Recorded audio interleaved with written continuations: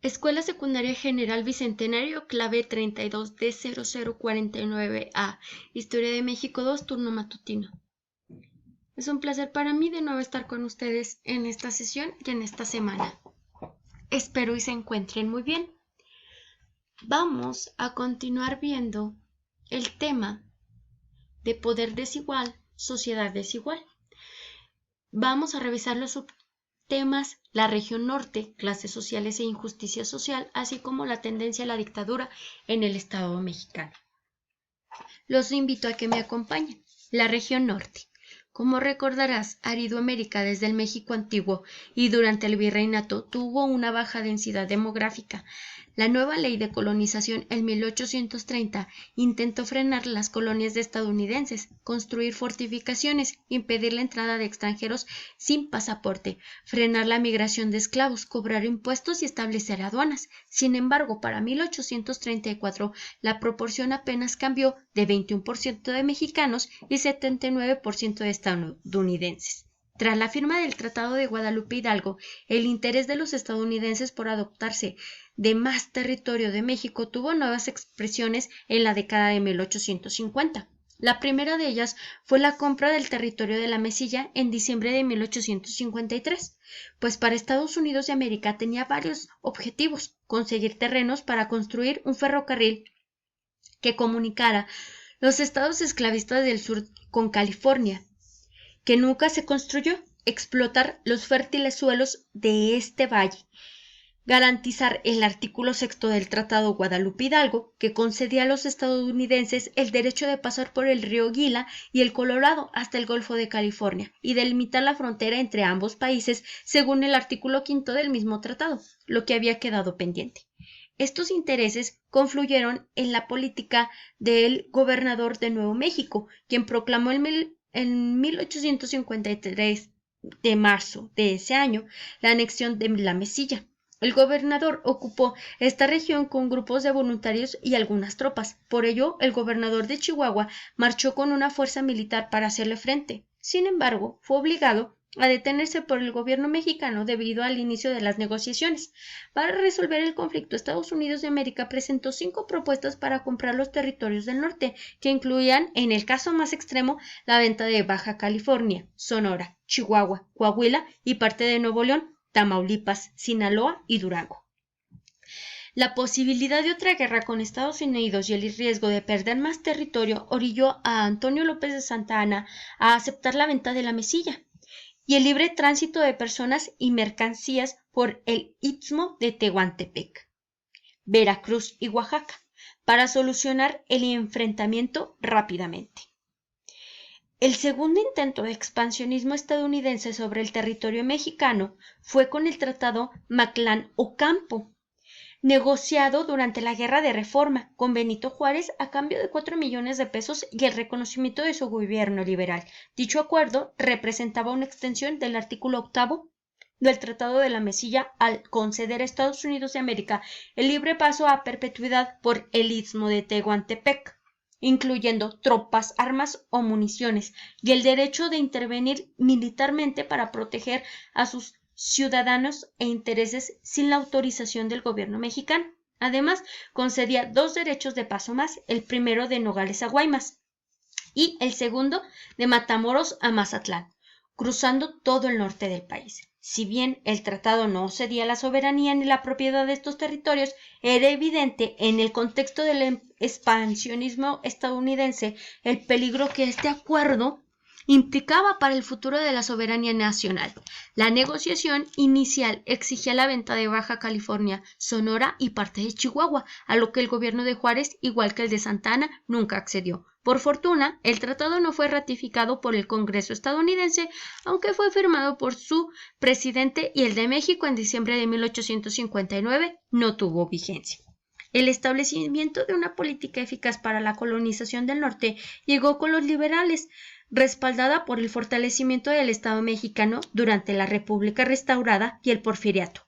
Dicha política inició con la concesión lese que el gobierno de Juárez otorgó a Lower California Company para establecer a 200 familias en Baja California, Continuó con la Ley sobre Ocupación y Enajenación de Terrenos Baldíos de 1863, declarada por Juárez, la Ley General sobre Colonización de 1875 de Sebastián Lerdo de Tejada, la Ley de Deslinde y Colonización de Terrenos Baldíos de 1883, promulgada por Manuel González, así como la Ley sobre Ocupación y Enajenación de Terrenos Baldíos en 1894 de Porfirio Díaz, una actualización de la promulgada por Juárez. Estas leyes usaron criterios empresariales capitalistas y modernos que, si bien permitieron la llegada de colonos extranjeros a finales del siglo XIX, también generaron un nuevo problema, la enorme concentración de terrenos en manos privadas que llegaron a superar la superficie de algunos estados de la República. A partir de la reforma de 1855 a 1862 sentó las bases para el desarrollo de una economía capitalista, lo que representó cambios importantes sobre la sociedad, la cultura y las actividades económicas. A pesar de los significativos avances del Estado mexicano en inversión, vías de comunicación, fomento de la industria y del comercio, entre otros, estos beneficios no permearon a toda la población. La profunda desigualdad que se agudizó en el Porfiriato se generó por la explotación de ciertos grupos de trabajadores, básicamente peones acasillados de las haciendas y obreros de las nuevas industrias, la marginación y dispersión de grupos indígenas, la disminución o pérdida de tierras por parte de las comunidades de campesinos y el fracaso de las actividades económicas tradicionales que no lograron insertarse en el capitalismo. Muchos de estos problemas estuvieron relacionados con la mala administración de las políticas liberales. Poner en venta una enorme cantidad de tierras y fincas que la iglesia, los indígenas y las comunidades de campesinos utilizaban para obtener ingresos o subsistir. Este tipo de propiedades fueron desplazadas por otras que garantizaban mayor ganancia, que acumulaban los dueños de las fincas, haciendas o ranchos. Dicho proceso prácticamente hizo desaparecer a las comunidades indígenas, organizadas que se articulaban con base en un sistema agrícola cooperativo. En general, la reacción política de los gobiernos liberales acerca de los reclamos, necesidades, problemas y derechos de campesinos e indígenas fue de indiferencia y marginación. A finales del Porfiriato se sumó la represión. Todas estas concentraciones de personas, peones que trabajaban, fue en los llamados grandes latifundios en la región norte de nuestro país. Así es de que muchas personas, muchos pobladores transitaron de las zonas agrícolas a las ciudades, buscando empleo en las crecientes ciudades del país. Así comenzó una importante migración rural-urbana que no finalizaría sino hasta la segunda mitad del siglo XIX. Frente a la proletarización, empobrecimiento y explotación de amplios sectores de la sociedad mexicana, el proyecto liberal y el capitalismo nacional, dependiente de las innovaciones tecnológicas del extranjero, fortalecieron el antiguo grupo de poder también llamado élite. Los hacendados, empresarios extranjeros y mexicanos dueños de minas, fábricas, comercios, latifundios, bancos y negocios acumularon y concentraron la mayor parte de la riqueza de la nación. Sin embargo, también apareció una clase media urbana y rural que, con ranchos, empleos, negocios más modestos y acceso a la educación, contribuyó al desarrollo económico e intelectual del país. Este sector de la población fue crítico acerca del contraste que existía entre los principios liberales establecidos en las constituciones, que fueron defendidos por los distintos movimientos durante la conformación del Estado Nacional en el siglo XIX, con la realidad política y social que vivía el país, llena de contrastes, pobreza y desigualdad. Otro aspecto de desigualdad social y económica fue la concentración del poder en México a finales del siglo XIX. Este se originó después de los episodios de guerra civil que sufrió la nación durante la primera mitad del siglo. La imposición del proyecto liberal fue resultado de gobiernos centralizados y prolongados que le dieron continuidad. El primero de ellos fue Antonio López de Santa Anna, luego después le siguió el de Benito Juárez. Enseguida tendríamos que que fue muy criticado su periodo de gobernatura por Jesús González y por don Porfirio Díaz. Las disputas e intentos del grupo juarista para continuar en el poder llegaron incluso al fraude electoral tras la muerte de Benito Juárez y la presidencia interina de Sebastián Lerdo de Tejada. Sin embargo, fue Porfirio Díaz quien terminó por gobernar al país durante 30 años, de 1877 a 1911, con el único intervalo de la administración de Manuel González, su compadrote y muy amigo, siendo él mismo quien eliminó cualquier restricción a la reelección presidencial. La tendencia a la dictadura en el Estado mexicano continúa en manos de los gobiernos posrevolucionarios del siglo XIX.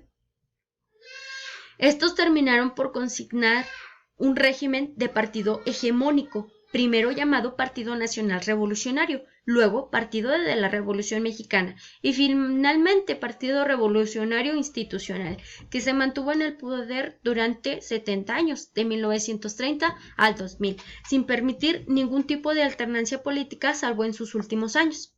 Esta tendencia a la formación de regímenes dictatoriales en México ha significado la escasa evolución de la democracia, del desarrollo de la vida política, de un sólido marco institucional y legal. Sin embargo, estos últimos han recuperado fuerza en las 3 décadas recientes.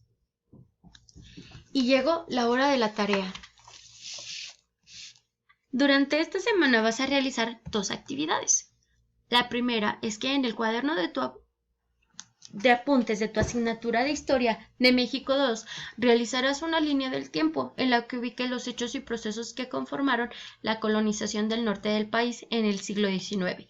Esta línea del tiempo estará establecida dentro del periodo de 1800 hasta 1900.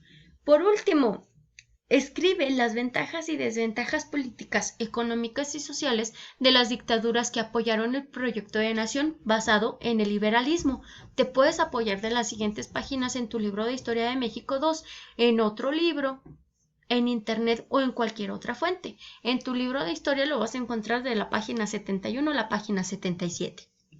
Vamos a evaluar durante esta semana la respuesta a las interrogantes sobre el cuaderno de apuntes de la asignatura de Historia de México 2, la línea del tiempo sobre el cuaderno, el cuidado de la caligrafía y ortografía, tu creatividad al presentar los productos y la entrega en tiempo y forma. Lo vas a poder realizar de un horario de 8 a 1 de la tarde, de lunes a viernes, a través de la plataforma de WhatsApp.